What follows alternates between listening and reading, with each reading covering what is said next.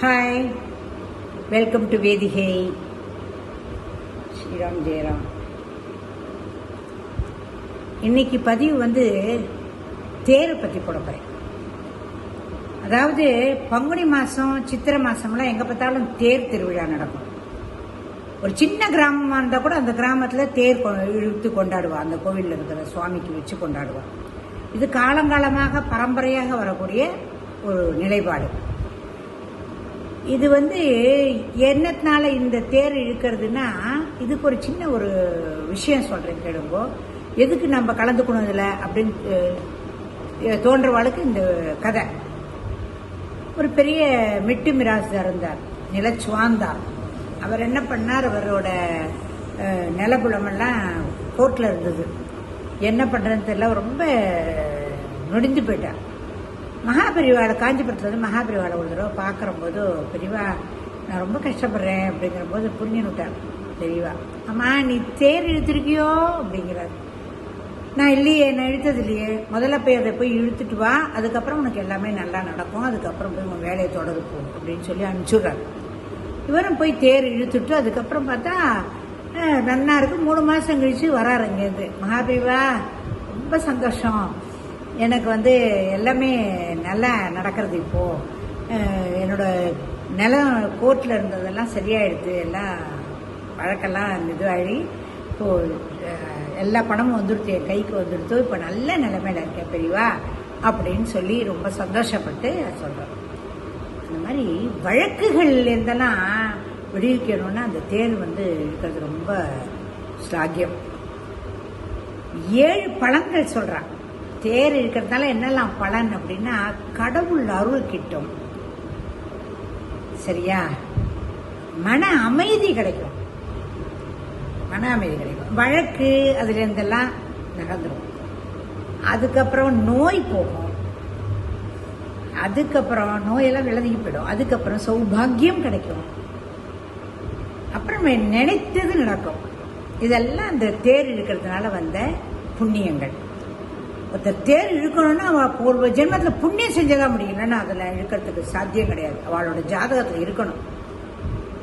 இல்லைன்னா ஆற்று வாசலில் கூட போகும், வீட்டு வாசலில் கூட போகும், கண்டுக்காம உள்ளுக்குள்ளே இருப்பாள். அந்த புண்ணியம் இருந்தால் தான் அந்த தேரை போய் இந்த இதை இழுக்கிறதுக்கே சொல்லுவாள்ல, ஊர் கூடி தேர் இழுக்கணும் ஒரு வச்சனமே இருக்கு. கோயில் இல்லாத ஊரில் குடியிருக்க வேண்டாம்னு ஔவையார் சொல்லிட்டு போயிட்டார். அதனால எந்த கோவிலில் சுவாமி இருந்தாலும் அந்த கோவிலில் இருக்க சுவாமியை ஏழை பண்ணி தேர் இழுக்கிறது வழக்கமாக இருக்கிறது.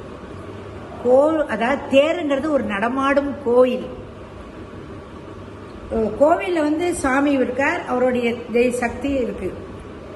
எப்போ அந்த உற்சவமூர்த்தி வெளியில வந்துட்டோ தேர்ல உட்கார்ந்துக்கிறாரோ ஊர் முழுக்க அந்த சக்தியானது பரவுறது.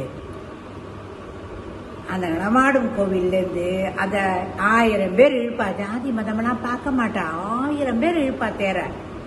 அந்த தேரை இழுக்கிற போது ஒவ்வொருத்தரும் வேண்டின்னு இருப்பா. ஒவ்வொருத்தருக்கும் எத்தனையோ தெய்வத்துக்கு கேட்டு வாங்கணும், வரப்பிரசாதம் வாங்கணும். ஒவ்வொருத்தருக்கும் எவ்வளவோ இருக்கும். இந்த உலகத்தில் பிறந்துட்டோம், அது சாதிக்கிறதுக்கு எவ்வளவோ இருக்கும். அவளுக்கு கேட்பா. அத்தனை மனித சக்தியும் சேர்ந்து வேண்டும் போது அந்த தெய்வ சக்தி பிரகாசமாயிடுறது. அவ்வளோ தெய்வ சக்தியை குடிகொண்டு இருக்கு. இதுதான் உண்மை.